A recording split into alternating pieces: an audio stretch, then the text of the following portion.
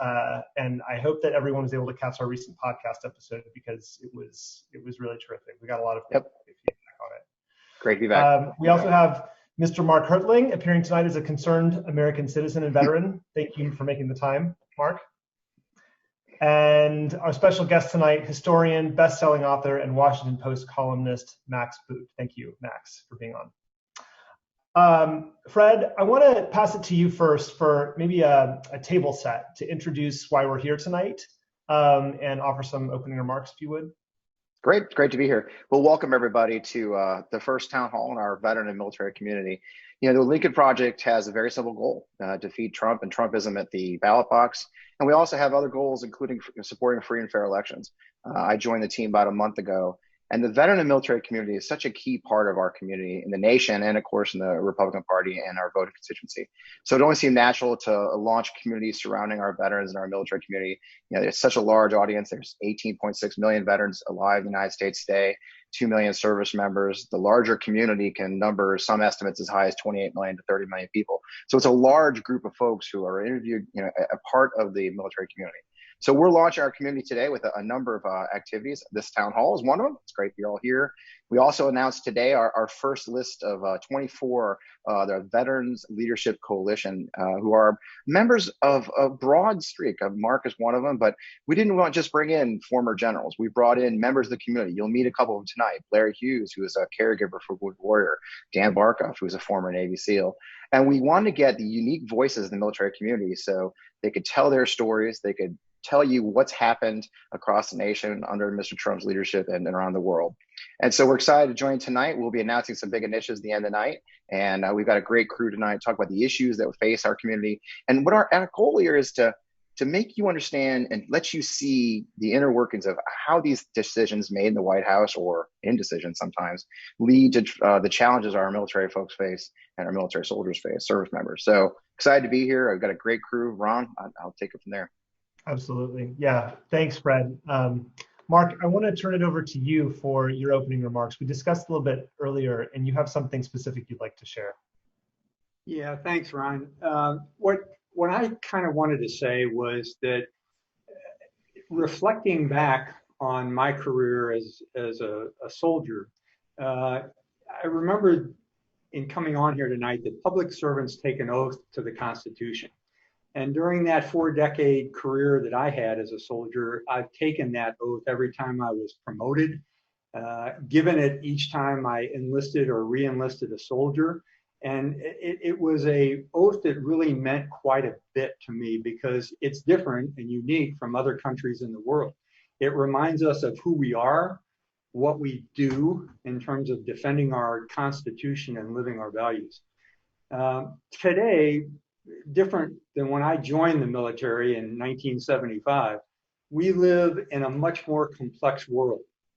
More complex now than a lot of people, I think, can imagine. And this complexity is woven into our national security, into the strategy that we execute for not only conflict around the world, but also strategic engagements, into the deployments of our military, potentially into harm's way. And that's what most concerns me about the current administration, because of the threats that we face and how we might put our soldiers into harm's way.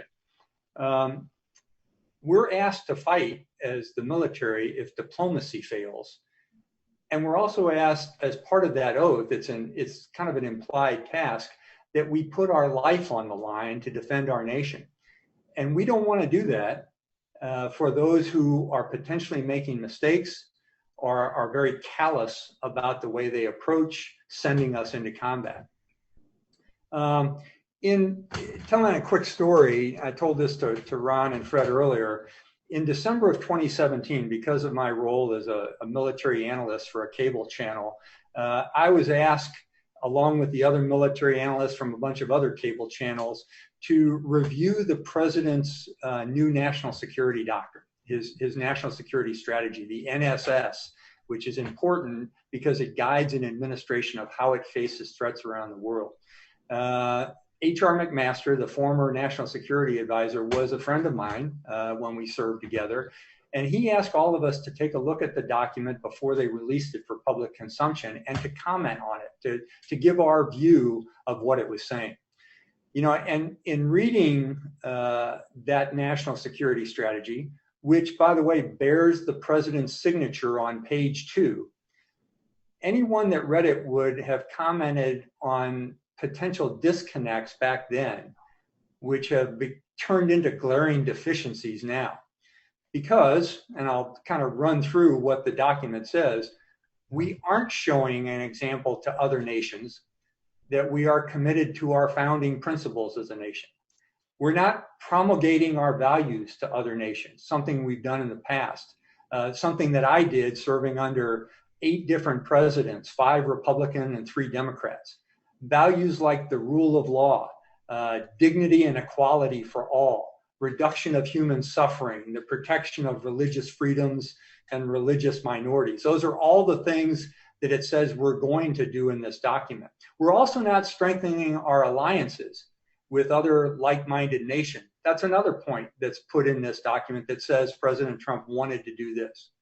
We're not rallying the world against rogue regimes like North Korea or Iran. It seems like the president is going it alone and often independently. He's also not going against nations that mean us harm or some emerging threats that are continuing to spread. One of the things that it says in this document is that we should be prepared to address emerging pandemics. I thought that was an interesting dynamic to state in 2017 since it's come to fruition today. And no matter how many times the president has repeated the lie, we have not, I say again, we have not totally rebuilt the military. We have not given pay raises the likes that the military has ever seen before. And we have not provided new planes, ships, and tanks to our service to completely revamp what we've seen going on and using in the world around us. We're also, and this is probably the most important, we're also not lifting the world by America's renewal or her leadership, setting the example. These were all things that were stated in the national security document and that the president signed. Now, when we were on this conference call with H.R. McMaster, each one of the cable news and analysts and TV analysts made comments.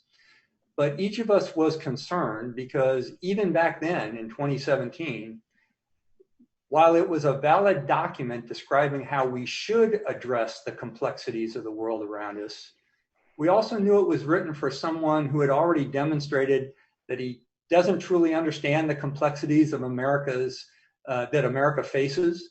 He hasn't shown that he's willing to listen or learn or apply the analysis that experts from either the intelligence community or the State Department or the military provide. And this document was written for someone who has shown that he is by nature transactional. He's someone who's comfortable with dealing with one issue at a time, not understanding that these issues are intertwined and that they involve more than deals, bartering, and monetary exchange. That was 3 years ago. Since then, our military has been whipsawed by tweets and orders that were not coordinated, policies and strategy directives that were confusing, and requests to perform that created turmoil and actually divided the military in the view of the public. We've abandoned the Kurds. We've withdrawn people that were in the middle of a tough fight to guard oil fields. We've countered known and unknown encountered known and unknown intelligence reports about what people are doing to us and yet haven't done anything in response. And the president has interfered with military judicial system while announcing we would withdraw troops without the necessary coordination with our allies. These are all dangerous to me. I'm going back to what I said early on, and that we take an oath to support and defend the Constitution. And inherent in that oath is knowing that we might be asked as the military to put our lives on the line in the defense of the nation. Now, what I kind of say as my final comment is, we in the military are willing to do that. We volunteer to do that. And we're reminded of that every time we take our oath. But at the same time, the military also needs to trust our leaders.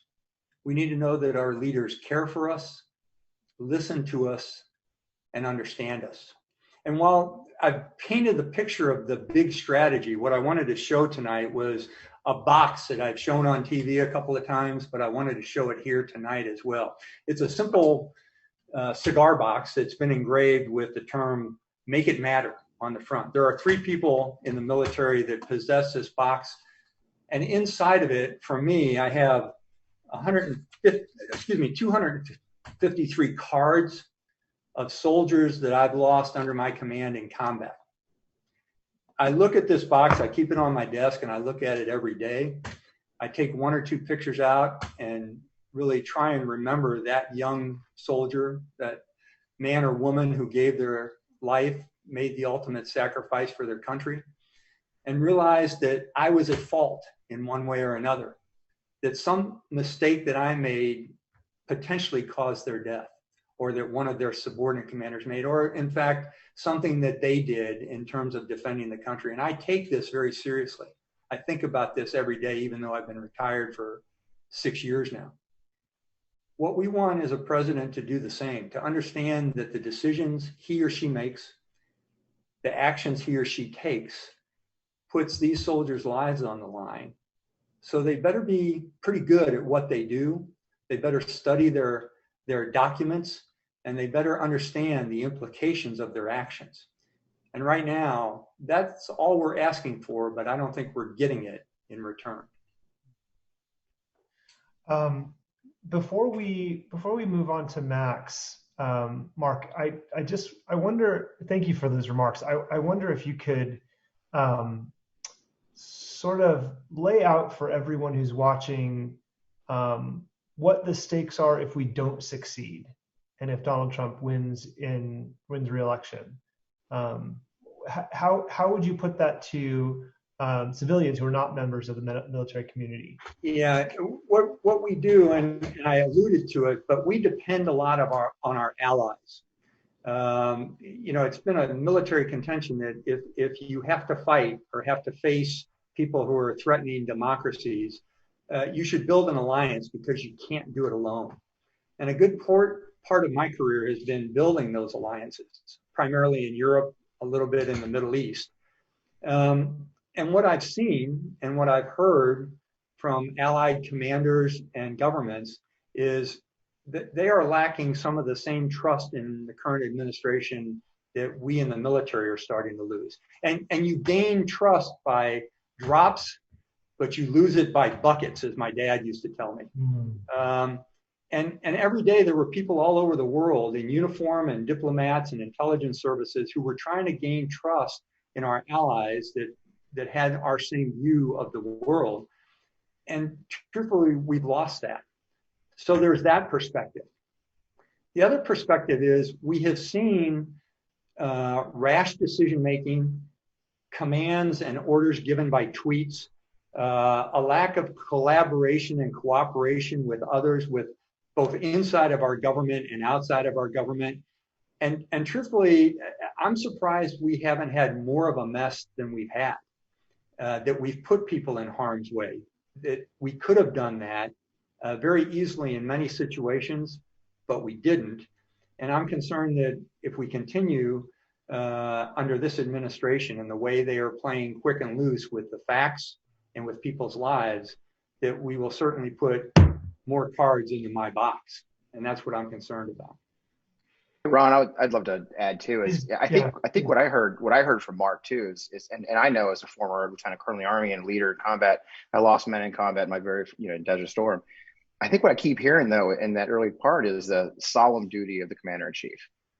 I think when you take that role on, it's an elected position, but you literally have the title of the commander in chief of the armed forces, and respecting and understanding that the decisions you make, even a light decision, a tiny decision, can lead to death.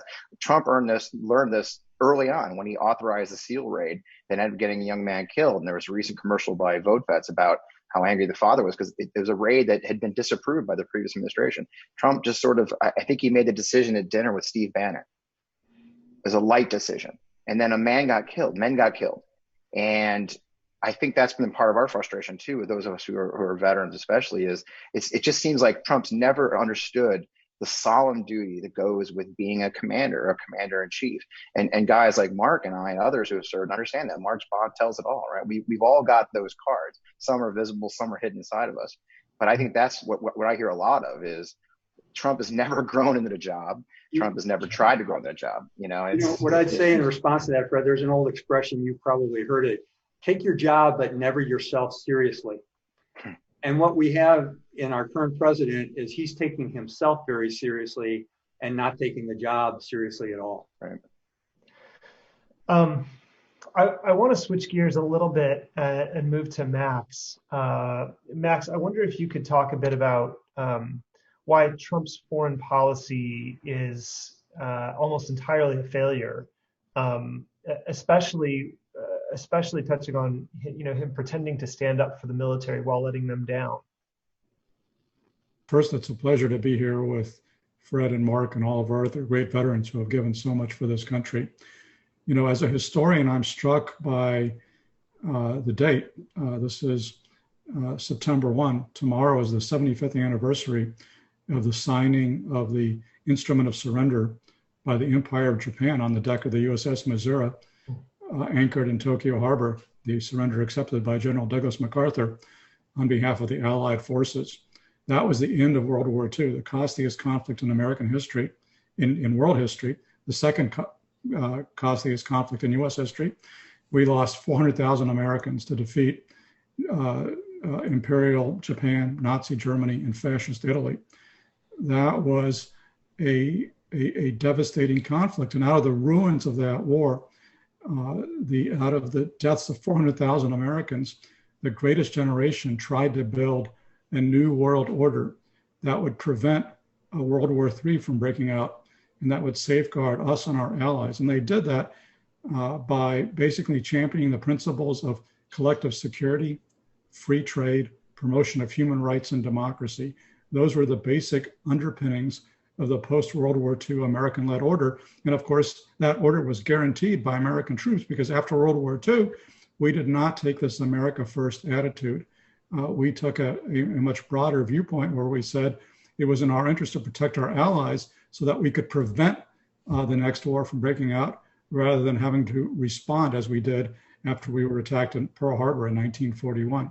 And so we kept troops on the front lines of freedom in East Asia and in Europe to safeguard our freedom and that of our allies. And we created alliances like NATO. We created a free trade system built around GATT and the IMF and the World Bank. This was the great achievement of the greatest generation. This is what made the sacrifice of World War II ultimately worthwhile, because it ushered in the longest period without great power conflict in modern history. In the last 500 plus years, no World War III, and the greatest expansion of human freedom and prosperity on record, which was really been underpinned by American power, by the American forces deployed all around the world to safeguard the Pax Americana. Now, what I'm describing to you used to be the consensus view. It was a view of American power and responsibility that was championed by Republican and Democratic administrations alike for more than 70 years. Donald Trump does not understand a single word of what I am saying. He is hostile to every tenet of the post-World War II order.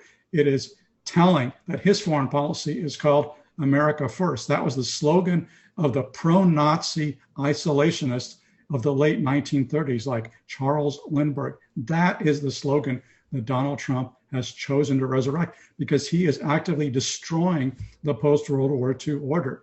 I mean, to me, it is shameful and humiliating what Donald Trump is doing. He is trying to demolish the institutions that we have built up over decades, one by one. One of the very first things he did was to pull out of the Trans-Pacific Partnership. He pulled out of the Paris Climate Accord. He's pulling out of the INF Treaty and other treaties. And most remarkably of all, this year, he pulled out of the World Health Organization. In the middle of the worst pandemic in a century, he pulls out of the WHO. I mean, this is colossal political malpractice. This is akin to prescribing bleach injections for fighting coronavirus, which, oh, by the way, he has also done. So he is demolishing the international institutions which have underpinned American peace, prosperity, and security for more than 70 years. He is alienating our allies. He has just chosen to withdraw a third of our troops from Germany, basically in a fit of pique with Chancellor Angela Merkel, because he doesn't like the way that she interacts with him. So he's going to withdraw a third of our troops, thus damaging the U.S. alliance with Germany. But that's nothing compared to what he did to the U.S. alliance with Ukraine, which is a frontline state whose territory has been invaded by Russia. And rather than sticking up for the Ukrainians, Donald Trump stuck them up. He tried to blackmail them into helping him politically, using his vast power as commander-in-chief for his own personal political gain. That's why he was impeached. That's why he deserved to be impeached. He should have been convicted and removed. What he did was an insult to the office and something that would have been unthinkable with any previous commander-in-chief. But for him, of course, it's utterly routine because he doesn't appreciate the power that he has. He sees everything in a dollar and cents perspective, and in terms of personal gain. His policy is not America first, it's Trump first. It's all about how can he personally benefit from this office. And so he is doing things like, telling the U.S. ambassador to London to move the British Open to a Trump resort. I mean, this would have been, the scandal of the century if it had happened under any other administration. With Donald Trump, it's basically one day of the week because the other four, he'll do something worse. But what he is doing tremendous damage to the U.S. alliance system at the same time that he is consistently kowtowing to the worst dictators in the world. He has held 3 meetings with Kim Jong-un, achieving nothing in the way of nuclear disarmament. North Korea has more nuclear weapons now than when Donald Trump came into office, but he has elevated Kim Jong-un, and he has literally said he is in love with this vicious tyrant who is enslaving his own people. I mean, that's disgusting for an American president to say he's in love with this vicious dictator. But clearly, Trump is also in love with Vladimir Putin. He refuses to criticize Putin. He refuses to defend America from Putin's attacks on our election system, which are going on right now. And instead of trying to defend America, Donald Trump is trying to silence and muzzle the intelligence community to prevent them from defending us from Vladimir Putin's attacks. And what was really striking to me is that Putin continues to transgress against America. Donald Trump talks about how he's a great champion of veterans. Well, right now, there are 2 Marine Corps veterans, Paul Whelan and Trevor Reed, who are in jail in Russia on trumped up, so to speak, charges at the behest of Vladimir Putin. Trump has not said one word about them, even though he brags about all the hostages that he's brought home. But he is pursuing a Russia first policy, not an America first policy. So these 2 Marine veterans are left to rot in Russian jails. And just last week, you had Russian forces in Syria, you had a Russian armored personnel carrier ramming a U.S. vehicle, injuring 4 American soldiers. Trump has not said one word about that. In his convention speech, he talked a lot about China because he sees attacking China as being politically advantageous for him. And he's walking us into a Cold War with China without any strategy or kind of end state in mind. But he did not mention Russia even once because he is so subservient to Vladimir Putin. And it's not just Putin, it's also Erdogan. It's all these other vicious dictators that, yeah, we have to deal with, but we don't have to love them. We certainly don't have to say that we are literally in love with these guys the way that Donald Trump has said with Kim Jong-un. And so he is rapidly sacrificing America's moral authority and standing in the world and rapidly dismantling this international order that was built by the greatest generation. And I fear the cost of that. I think it'll be very hard to rebuild, even if Trump is voted out in November of this year, as I hope he will be. But Trump, it's hard for me to see any victories, any foreign policy victories that Donald Trump is leaving behind. What he's leaving behind is a more dangerous world with states like China, Russia, and Iran more powerful and more threatening than when Trump arrived. He hasn't solved those problems. He hasn't done any of these great deals that he promised he would. He has acted in his own narrow self-interest, and he has sacrificed America's interest, which is supposed to be first and foremost his responsibility as commander-in-chief. Max, thank you. Go ahead, Fred. Did you want to jump in? Yeah, and again, I was thinking, I was nodding vigorously because, as Max mentioned, that recent incident of the Russians in Syria. Yeah. 4 U.S. soldiers were injured. We know they have traumatic brain injury, TBI. Okay, so again, up here in the White House, there's Trump with the handle, and then down at the very end is troops. There's soldiers. There's their families here at home waiting for that fateful phone call that they've gotten. It's we're going to pay a price today and tomorrow, and the people paying the price today are service members. I think that's why you saw that Military Times poll. We haven't had a chance to mention it yet. The Military Times annual poll came out yesterday, showing that it's a trend. It's an unusual poll because of the way they do it, but there is a clear trend that over the last 4 years, service members and their families, their opinion of Donald Trump has fallen dramatically. Where the majority now, according to this poll, will be voting for Biden. That's because they see the truth of it. They're the ones suffering and paying the price for the mistakes that he's making and their families. Yeah. I mean, the point I would emphasize is I really think that Trump is sacrificing the gains that so many troops have given so much to achieve, going back many decades, going back not just to World War II, but going back more recently, because right now he is pulling out of Afghanistan, even though the Taliban are completely undefeated, as strong as ever. And so it makes you wonder, what did all these U.S. troops in Afghanistan fight and sacrifice for if Trump is just going to give up the battlefield to our enemies? Yeah. Gentlemen, before we move to the second half of this event, where we're going to switch panels to two additional guests, I want to read a question and have you react to it from one of our listeners. And I apologize for those of you listening.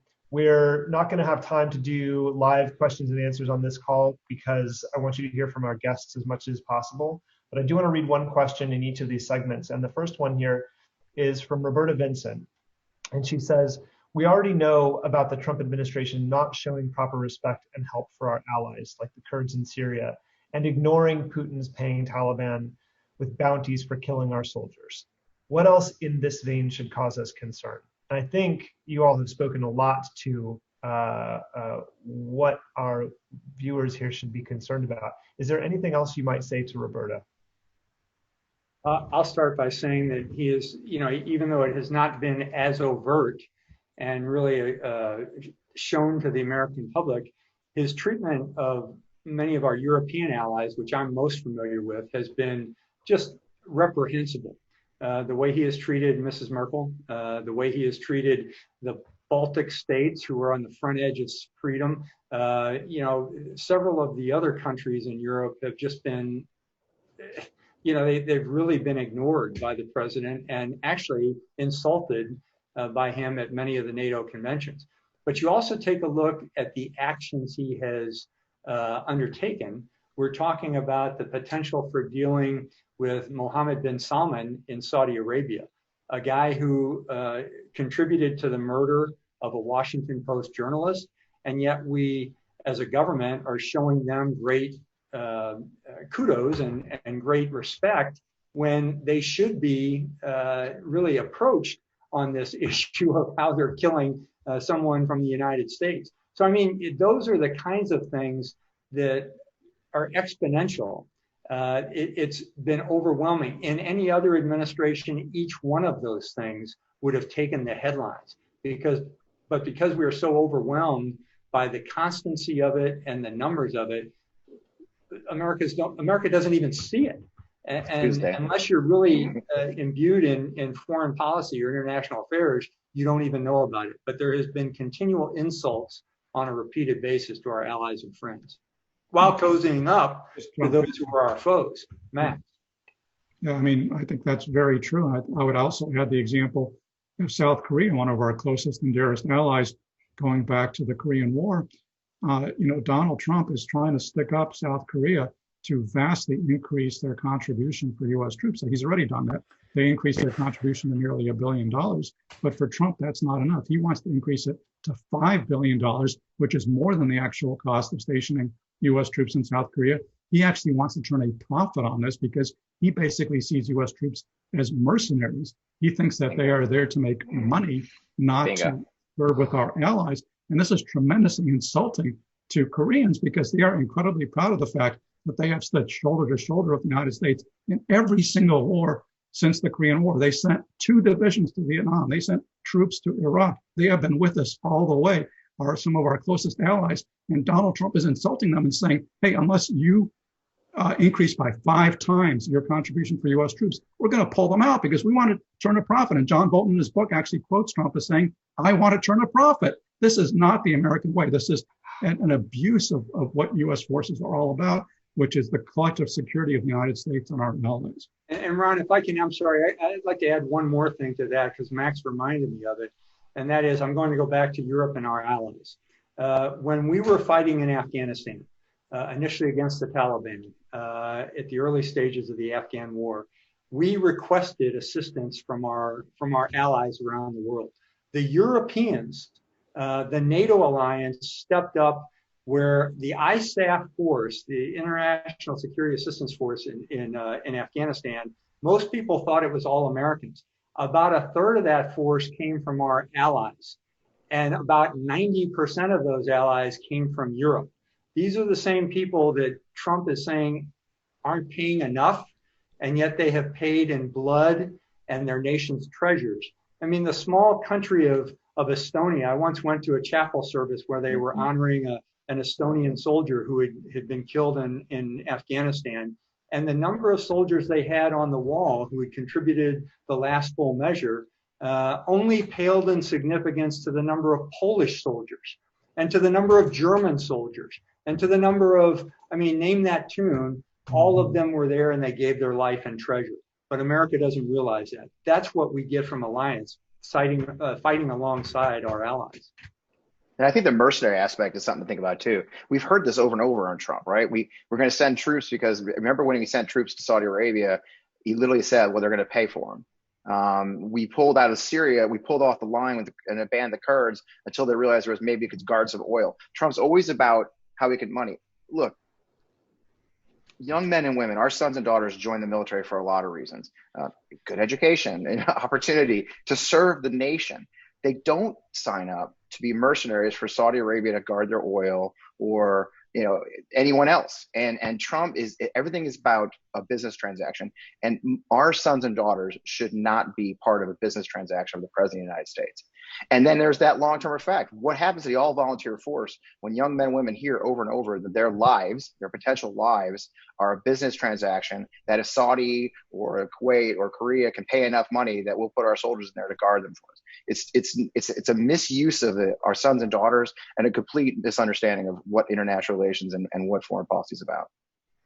Trump reminded that old chestnut about he knows the cost of everything and the value of nothing. There you go. That feels like a perfect place to leave this half of the event. Gentlemen, thank you for being with us tonight. Fred, I wonder if you could introduce the ad that we're going to play as we switch panels here. Yep, it's a perfect ad to introduce now. It's one of our older ads. It brings our friend Dan Barkoff to the stage. Dan is a former Navy SEAL. He's now an emergency room doctor. And he talks a little bit about what happens, the betrayal of trust that's occurred under President Trump, and specifically about the Russian budget. Thanks.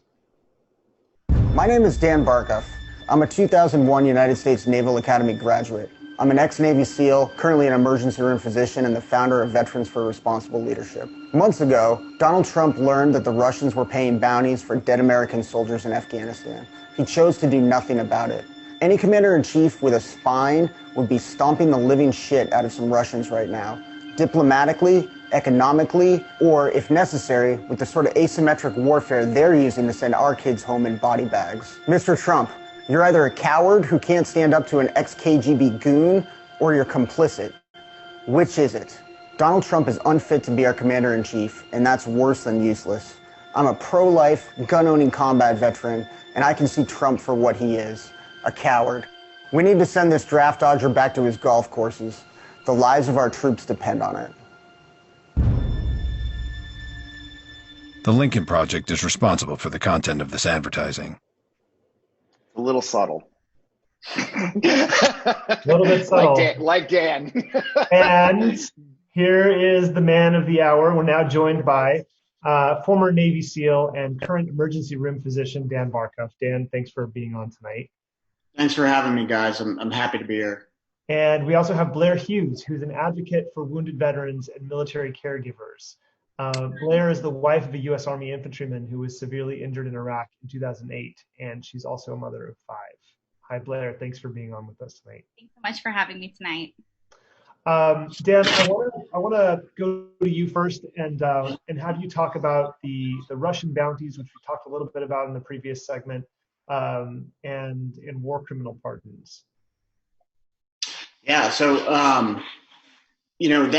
wow, that's a whole ball of string to unwind there. But, the Russian bounty scandal, what happened was Donald Trump was made aware that a division of what we used to call the KGB, the GRU, was paying $100,000 a pop for dead American soldiers.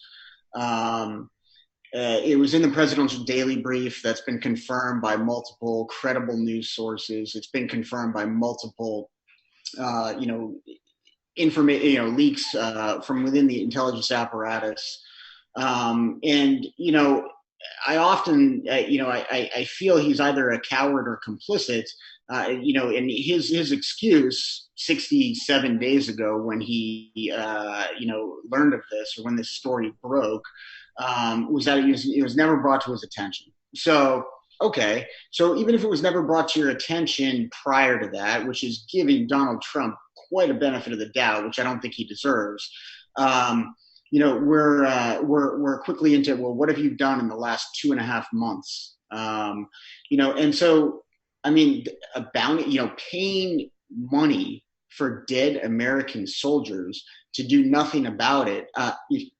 Any president worth their salt, whether that's choose a party, right? I mean, forget about presidents even.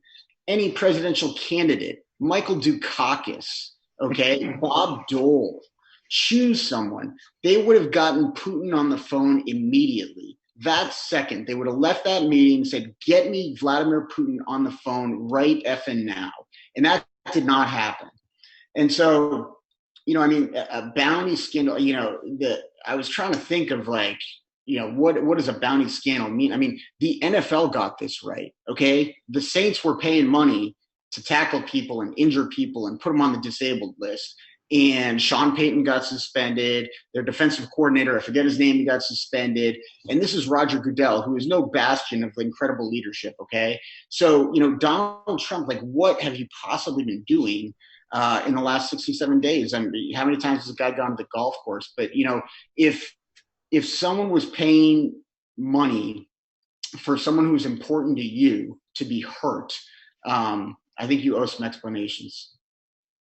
One thing I talk about a lot too on that, Dan, is it changes the dynamic for it. I've heard a lot of folks who don't understand our world say, what's the big deal? That the Taliban are trying to kill you anyway, so they're getting paid for it. But what I experienced, I had the unusual experience of having a bounty placed in my head in northern Iraq in 2003. And what I explained to a lot of folks, you understand, when you add money to the mix, it takes a guy who maybe didn't have a stake in this. Maybe he's just a farmer, but he's poor.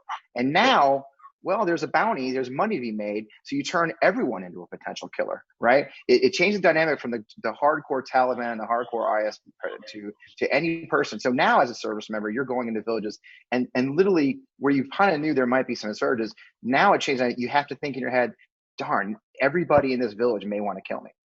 And it's a change of that. Is that accurate, Dan? Yeah, I mean, absolutely. And, even, after 9/11, right, there were, I wouldn't say the Russians have ever been our allies, right? But there were certain interests that we had that we could work together on, right? The Russians had a problem in Chechnya. They had Islamic extremists, holding up, schools and, hundreds of people getting killed by terrorists. And, that coordination has since gone away. And, you've now got a commander in chief who is scared of Vladimir Putin. I don't see any other way around it. You can say he's either scared, incompetent, or he's full on a Russian agent. There's no other explanation. It's got to be one of those three things. Blair, you have a personal connection, and I wonder if you could share a bit about Trump's impact on military families. I'll leave it open-ended because I know what you have to. Well, thanks so much. I think I do want to say something about the bounties. I think that when Trump puts he can't even answer this question. And so what that says to military families is, if you can't answer the question that is at the forefront right now for us, how are you ever going to take care of things like moldy housing, contaminated water, the fact that 38 military treatment facilities have closed their doors to military families and retirees? If you can't answer the big questions when Putin puts bounties out, how can you ever drill down and get those foundational needs met for us? It does not sit well. It really makes me feel like, someone's asleep at the wheel right now, because we have no idea when those other things are going to be taken care of. And, for a infantryman to be in Afghanistan right now, and for his son to be in a bedroom filled with black mold, and he might have asthma and he can't breathe, and then he can't go to the military treatment facility, that diminishes readiness. Those troops cannot keep their minds on their jobs when they're worried about their families back home. So we need to take care of those things too. Fred, actually, I'm sorry. Blair, do you want to talk about traumatic brain injuries? Sure, absolutely. Yeah, that's another thing that is very concerning. So back in January, Donald Trump said, we had this incident where Iran had bombed a base in Iraq. And there, at first, it was 11 service members had traumatic brain injuries. Then it was 34, and now we know it's well over 100. And Trump said that he didn't think it was very serious. Well, my husband has a traumatic brain injury. In 2008, he was in his 10th explosion on his 3rd deployment. And he was medevaced back from that. And it took 3 years for him to recover just from the initial issues. He couldn't see. He could only see shadows. He didn't know our children's names. And I mean, he had to do everything all over again. He had to learn how to read. And for Trump to say that that's not very serious, that impacts my life every single day. Every single day we wake up and struggle to get ready for the day, to brush teeth, to get dressed, and we make it, and things are going well because of how hard my husband fights, but not thanks to anything that Donald Trump has done to help out. I don't think that he understands the struggles that military families go through. And considering that traumatic brain injury is the signature injury of this war, there are over 300,000 troops that have traumatic brain injuries to some degree from deployments. And those symptoms include migraines, light sensitivity, anxiety, personality changes, memory problems. A lot of the symptoms overlap with PTSD symptoms, which makes it even harder to differentiate. But for him to be so grossly dismissive of this signature injury of the wars that we've been fighting for so long, or just like Dan said, to be misinformed, is absolutely unacceptable. We need somebody in leadership who understands what we're dealing with and how to help us. And that kind of gets to the difference we talked about before, Ron, right? That the Bidens, by the other hand, if we're going to talk about the other candidate, they're actually a military family. The Bidens sent their son Bo to war. He served in Iraq in 2009. They know what it's like to sit by that phone, worry about the knock of a casualty assistance officer, even as this vice president, that it's a unique community, the military community, the things we do, the little nuances of our culture, which you've heard a couple of tonight, but that's one, right? And Blair, right, that cold fear you get when you get a late night knock on the door, that perhaps the reason you haven't heard from your husband in a couple of days on text message or email is because there's somebody coming to tell you he's not there anymore. The Bidens have experienced that. And so I think that brings a very unique perspective on military service. As a military parent, we can't dismiss the idea of being a Blue Star family member like the Bidens are. And not to mention what Dr. Biden, did with joining forces, which I know you had some experience with joining forces, Blair, right? Yeah, Joining Forces was a great program. It was started in 2011 by Dr. Biden and Michelle Obama. And it was essentially this platform for military families to say, hey, this is what we need. And they brought together government officials, the administration, businesses, and nonprofits. And it gave us this soapbox to say, this is what's going well for us, and this is where we need more help.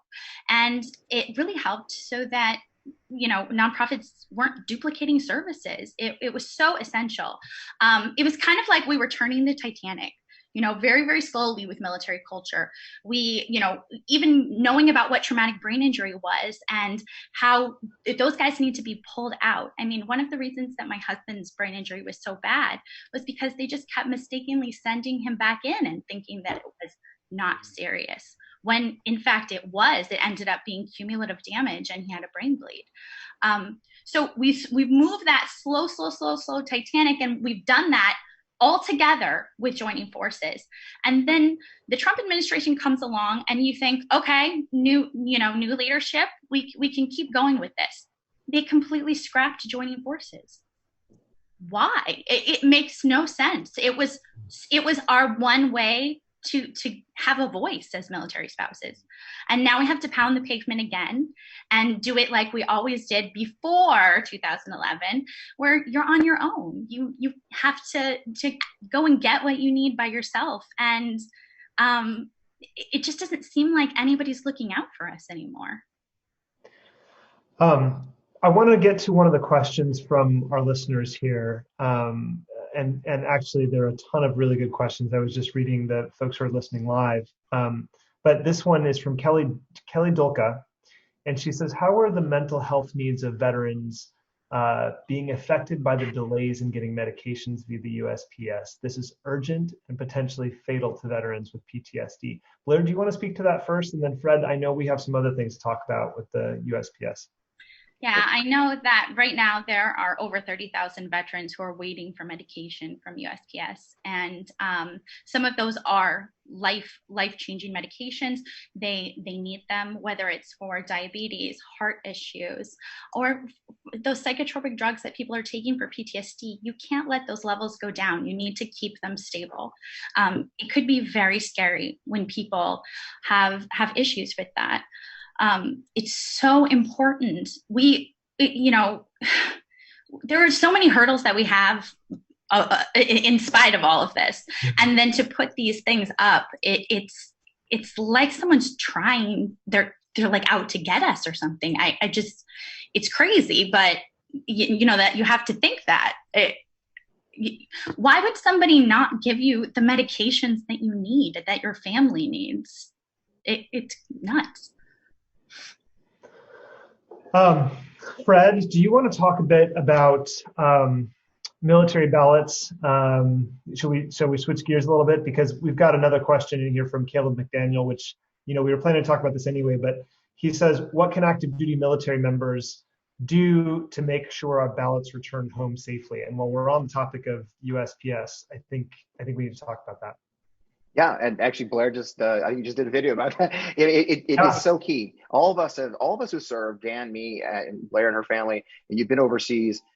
We've always been absentee ballots. I was a resident of Missouri for about 22 years after I left Missouri, and I never got to a ballot box. I retired, and it's so important to us. I've voted from around the world. I've voted from combat, for goodness sake, and so it's such a cherished tradition within the military community. Another one of those world cultural touch points we talk about. So it is key, and we can't trust it right now. Let's not mince words here. Postmaster DeJoy, President Trump, and with the willing happiness of Mitch McConnell, because we just found out that his own PAC guy is running the darn postal service. It's the confluence of events of a corrupt party, and what's happening then is they're slowing it down. And what's the key to it? It's timeliness. They tried to like gaslight us during that hearing the other day. Oh, don't worry, we've handled Christmas, and everybody gets their packages. Yeah, but if my ballot's delayed 3 weeks, it doesn't count. Yeah. And so we are telling service members, we're telling everyone in America, frankly, this is one of those great issues that does affect us. But like everything in America, we represent you. We represent the United States of America. There's a saying that the military, the all volunteer force, is a direct reflection of the society it represents. And so the problems we face are yours. Saying that, send it in early. Mail your ballot by, if you've made your decision, which frankly we think a lot of us already have, mail your ballot by mid-October. Same thing with our overseas service members. You've got to get it in. The military does have a unique postal system. It's gathered by them and shipped all the way, I think, to New York before it's given to the USPS. And so I think I have faith that the United States military's postal system will work, but it is such a key point. But it is about timeliness. And I think that's what we've been saying. Blair hit it perfectly. It doesn't do any good to get my medicine if it's 3 weeks late. If I wean off my antidepressants, bad things happen. And so there are delays, the way they're trying to play these little games, the way the Nevada law, for example, is written, that a ballot that arrives 3 days after the election no longer counts. Well, great. We just told them that all they got to do is delay our damn ballots for 3 days. And so we are truly having our democracy undermined by this. Dan, you've voted from overseas, I know. Yeah. So it's a really, it's an incredible issue. So I've seen both sides of this, both as a veteran, but also I've actually worked at the VA. I don't currently work at the VA, but I worked at the VA in Albuquerque, New Mexico, and saw, was privileged to take care of, vets coming into the emergency department. And, they really, truly do depend on those medications from the VA, which are, by and large mailed. 80%. Yeah. And the, anyone who's in healthcare, I mean, I'm sure there's some people listening tonight who are in healthcare. When you go off your meds, whether it's you've got congestive heart failure, you've got, hypertension, you've got depression, you've got PTSD, all of these things, these are medications that work over time. So it's, it just demonstrates again, a complete selfishness, a complete, I will just burn down everything in my solitary pursuit to get reelected because it strokes my own ego. The guy does not care about the military family. He does not care about active duty troops. He does not care about veterans. I mean, if you want to think about, the pandemic, which is gripping our country, which has a higher mortality the older you are, which has a higher mortality the more medical comorbidities you have, diabetes, COPD from years of smoking. These are things that kill you if you get COVID. And these are, this is literally almost every patient from the Vietnam era backwards who comes into the VA, and they're dying because Donald Trump does not care if they die. He doesn't care. And he's allowing them to die by delaying their meds deliberately in an attempt to rig the election. So, the guy would rather some kid who at 19 years old was fighting in Khe Sanh or on the Pusan perimeter, he would rather that man die by not being able to breathe than, try to win an election fair and square. I think it's, I'm going to get it wrong, but I can't remember if it's PTSD month or if it's suicide awareness month. Right? It's suicide awareness as of today. Thank you, Fred. And so they really do go hand in hand though, right? And to not have those meds at this time of all times, it's like you need those to be stable. It's just, it's terrible. Like, I can't believe that anybody would do this, let alone our president. Blair, you mentioned something earlier when we were talking before the event about, speaking of PTSD, about moral injury. And I wonder if you could share with our viewers what that is and how it relates to PTSD and how it relates to this conversation about readiness and Donald Trump's effect on the military. Right. Yeah, I'm probably not the best one to actually talk about that here, because I think that probably the two vets could talk to it a little bit better than I could, but I'll try. Moral injury is kind of goes again hand in hand with PTSD, but it is that sort of sense of survivor's guilt where you feel like you could have done more. Mark Hertling talked about his box that he has all of those cards in. And when you're faced with those decisions and there are people under you, you think about them every single day. And for people who don't have to make those decisions on a daily basis, I mean, I don't, and I never did. But the fact that my husband did is, I can't imagine what he goes through. So I'm sorry. Fred, can you say anything else about that? I might have time talking myself. I've been very open about my mental health challenges I've had for my service and my life experiences. I lost 2 men at a very young age in Desert Storm, my first combat experience. It's one of those stories. It's a mission I was supposed to go on. They did a little intervention because we only needed 2 of the 3 aircraft we fly, and they felt that I was the most junior pilot, so I shouldn't go. They went. They didn't come back. And so as a young officer, as a young leader, you carry that. You carry that. Sorry. I think that anybody you carry that with you. Yeah. They know that Donald Trump doesn't have that feeling. He doesn't have that empathy, and Correct. he's an empty person. And how does that play out today? It plays out in every way. Yeah. It plays out. I talked to special operators, and I bet Dan did too. We talked to special operators in Syria when we got pulled off the border of Syria and left the Kurds to die. There's no way to split that hair. Donald Trump made a decision to abandon our allies who had fought by our side since the beginning of the Iraq War and then through Syria. The reason we defeated ISIS was because of the Syrians. They did the majority of the fighting. And then he made a conscious decision in collaboration with Putin and Erdogan to walk away from those Kurds, and they got killed.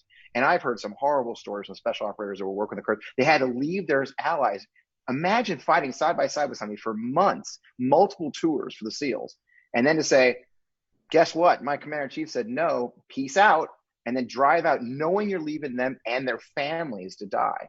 And I think that's what we talk about the more. That's the effect of a presidential decision that trickles down to our sons and daughters and the lives they lead. And again, war doesn't end when the war ends. That's what the VA is about, right? We have to take care of our sons and daughters for the rest of their lives. That's the commitment Abraham Lincoln made, to take care of those who fought our wars. And it's the mission, the motto of the VA. So if you think this is if you think one term of 4 years of this madman and the effect it has, imagine 4 more.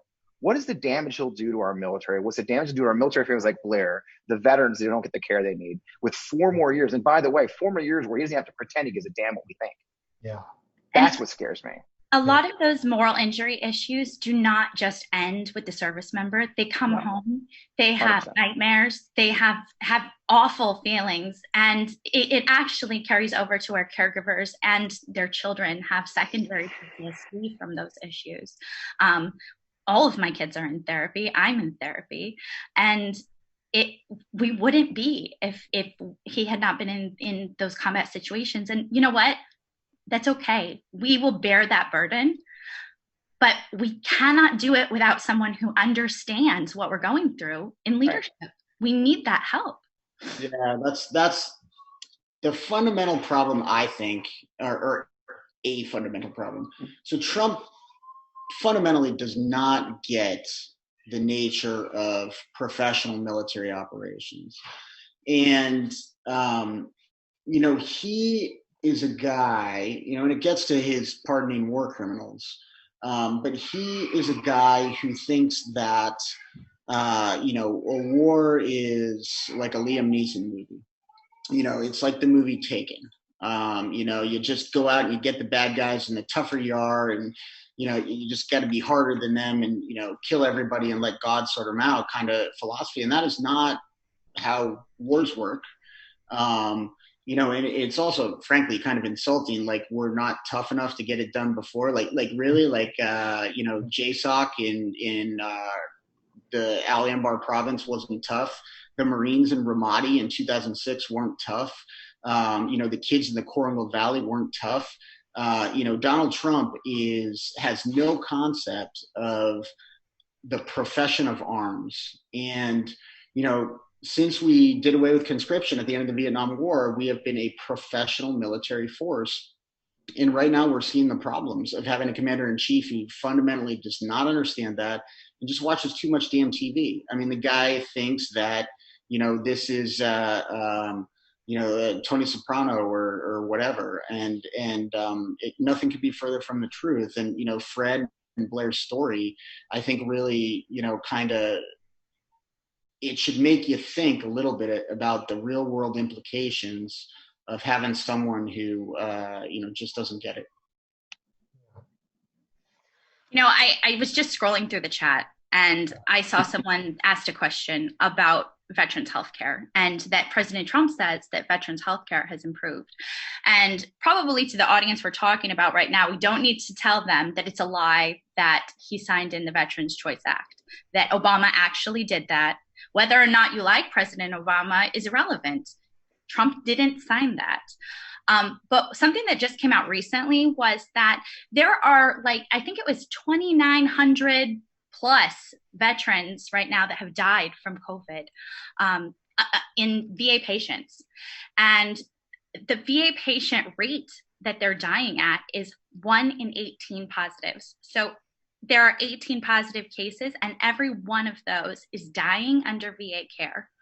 That's an issue. And I know that he wants to put his head in the sand on that, but it's something that if we're talking about veterans healthcare, that we cannot not address the issue of coronavirus right now.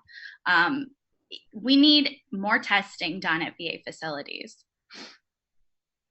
There are so many great questions in the chat. I just there's also a question about food insecurity and military families, and that's another thing right now that is huge for military families. There are so many lower enlisted families, especially, that are on WIC, and when you're overseas, you end up on WIC, and that's great that we have those programs, but we need somebody who understands that that's what we're dealing with right now, that military families wonder if their cupboards are going to be empty while their spouse is deployed. It's not just the deployment and then you get Tinker Tape Parade when they come back and everything's happy. You have to pay your bills and make sure that there's food on your table.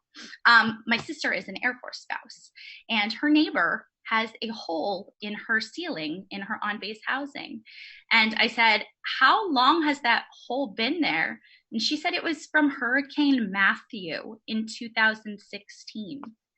And I was like, is water coming through? This is on-base housing. Just when it rains. Just when it rains. No, they fixed that about 2 years ago. So it took them a year to get out to actually stop the water coming in, but they still have a hole. And what's the punchline of this? And there's a punchline to this, Blair. And the punchline is military construction. Where'd the money go for military construction? Middle school at Fort Campbell, daycare center in Germany. Where the money went? They took the military construction budget and used it to build the damn wall.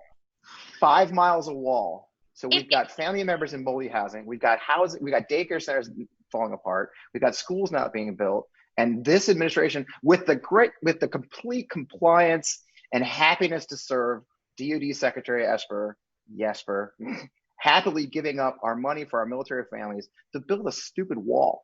And that's really it. I mean, and so you wonder why military families are turning on this administration.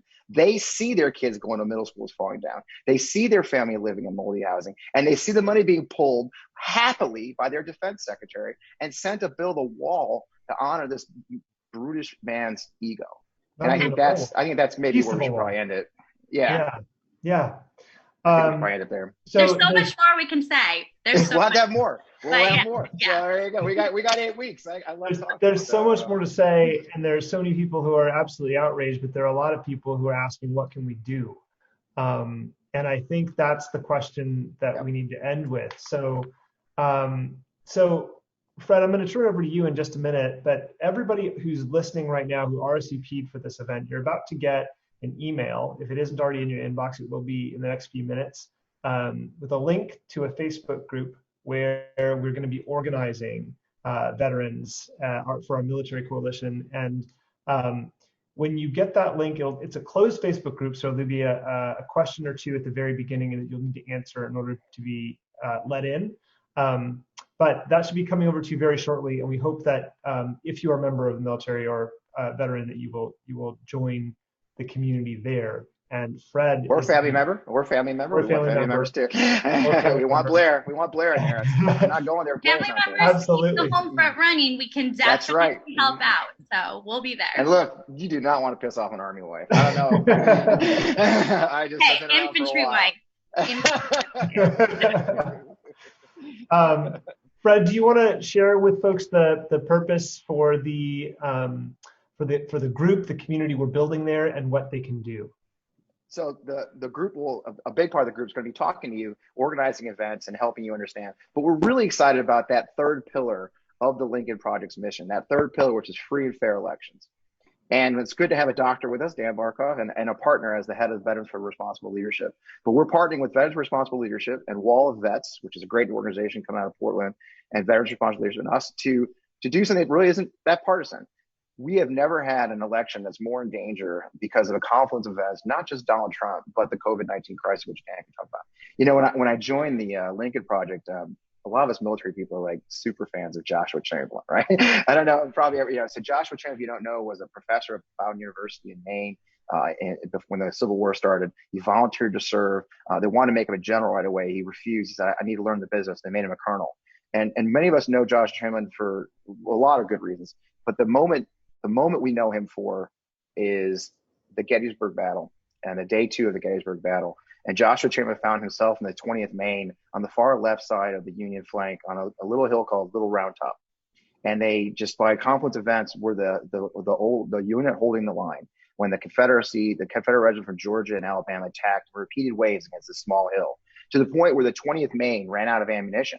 And when they ran out of ammunition and they're still attacking, famously, Chamberlain said, "Bayonets," and they fixed their bayonets and they charged downhill to attack and broke the Confederate assault and chased them from the field. He was actually later awarded the Medal of Honor for that action. And so I think we lost Dan. And so so that inspiring moment, that moment when the Union was in danger, the high watermark of the Confederacy is considered, the man who stepped into the breach was Joshua Chamberlain. Why do we know him well, and why do I love him for the Lincoln Project? He was injured a couple of times, but later he'd be promoted to Major General by Abraham Lincoln himself, and would be the guy selected to accept the surrender of the Confederates that day at Appomattox Courthouse. So he's kind of an inspiring guy. So we kind of look at this moment in history, and we're there again. And so what we're asking our friends in the veteran and military community to do, we're asking you for, once again, we want you to step up for the country, put on a mask this time. We want you to volunteer in your local polls. This election is the most important one of our lifetime, I believe, and also one most in crisis. The COVID-19 crisis means the elderly are most at risk for this disease. And guess what most of our poll workers are? Most of our poll workers are elderly. And so we're seeing terrible numbers. I believe we saw, Ron, 90% of poll workers in Alaska were not able to work this year. Yeah. Jennifer, the governor of Michigan just put out a call for 8,000 volunteer poll workers because their normal poll workers can't make it. Our election that's a shortage across the country right now. Across the country. So a number of groups are doing it. My friend Jason Kandera out in Kansas City, a great American and a veteran himself, is organizing. So we're asking you, veterans and military community members and supporters, to step up and volunteer in your community. I don't want you to guard. We don't want you to guard. This isn't about militia. This is about, no kidding, put on your mask and volunteer in your community to make sure that we have an election, and then everyone gets a chance to have their vote count. If they're going to take the risk to step out and vote, we want you there, put on your mask, be safe, and volunteer to be a poll worker in your local community. We've got 18.6 million veterans. Don't yes, ma'am. Poll workers get paid too? Some do. I didn't think about that part. I had no idea, but yes. So that's what we're going to do. So we'll be sending out information. Ron, you can tell more about the information we'll be sending out. Yeah, we will be. I want to also note that that the poll workers are essential to an election, because without enough poll workers, the state, the county will use that as an excuse to close down polling locations on election day. If they don't have people to work the polls, it's possible that those polling locations won't be open. And that disenfranchises minority communities and people who are going to vote on the same day, who maybe didn't get their absentee ballot and couldn't mail it back in, and they're actually going in person to vote. That's a big problem, because we need record numbers of turnout in this election, because we need to absolutely repudiate this president. It can't be close. So when we say there's a shortage of poll workers, it's not a small issue, and there's a shortage across the country because of COVID. So So Fred's appeal is extremely important and urgent. We'll be posting more information about that in the Facebook group. And public. Yep, exactly. And I think that CJ just kindly put more information in the chat there. There's a link, both a link to the Facebook group and a link to more information about the poll workers shortage. Fred, do you have anything else to add before we let everybody go? No, this has been amazing. We're going to do it again. We love you start using. So we got a new hashtag because we're all about the hashtags, right? So hashtag Lincoln Veteran. We'd love you to tag in your post about tonight. We hope you talk about tonight. Don't talk about my looks. It hurts my feelings. And tag Fred on Twitter because he loves that. Yeah, FP Wellman, hit me up. I'll probably know you. But hashtag Lincoln Veteran. And that's how we'll find out who's talking about it. Who are the veterans and their family members and their community members who are going to step up to the plate. We're thrilled to have you. I hope you join the Facebook group. We're going to put a lot of information in there. We're going to keep you fed. We're going to give you videos. When your mom sends you that crazy email, we'll give you something to send back. We're thrilled to, just so excited about this launch. There'll be more coming. We've got a lot of great ideas, more events like this for our community. But we've got 8 weeks to get this right, folks. We've got 8 weeks. Yep. And there's a whole team, right, of so many different veterans and military family members. Yep. 25 members. Now, right? Yeah. Some people have been asking in the chat about female veterans. I know there's female veterans. Yes, we have a wonderful Major General Barish, who is a 2-star Army general, retired. Started off as a Vietnam nurse and rose to the rank of Major General in the United States Army. We've got a wonderful group, a diverse group that represents today's military from multiple generations. Wives, we've got a Gold Star mom, the wonderful Judy Gentz, who appeared in our podcast. A couple of other caregivers like yourself, Colleen Safford down in Texas. I'm really proud of the group we've built, and we're going to be adding more. These are unique voices, and I hope you'll check them out. They'll have them on our website. We'll post it on our Facebook group too. Absolutely. Really and speaking of Judy Gentz, if you haven't listened to that podcast episode, great podcast called Trump versus Military Members, and it's terrific. Where can I find that podcast? Because I haven't heard it. It's on Apple Podcasts. It's on Spotify, Google Podcasts, and anywhere else you could. It's everywhere. Is it just under Lincoln Project? The Lincoln Project. Okay. It is. Yeah. Sorry. Blair, thank you. Fred, thank you. Max, Dan, wherever you are. And Max and Dan and Mark, thank you very much for being with us tonight. And to all of you at home, thank you and good night. Thanks, everybody.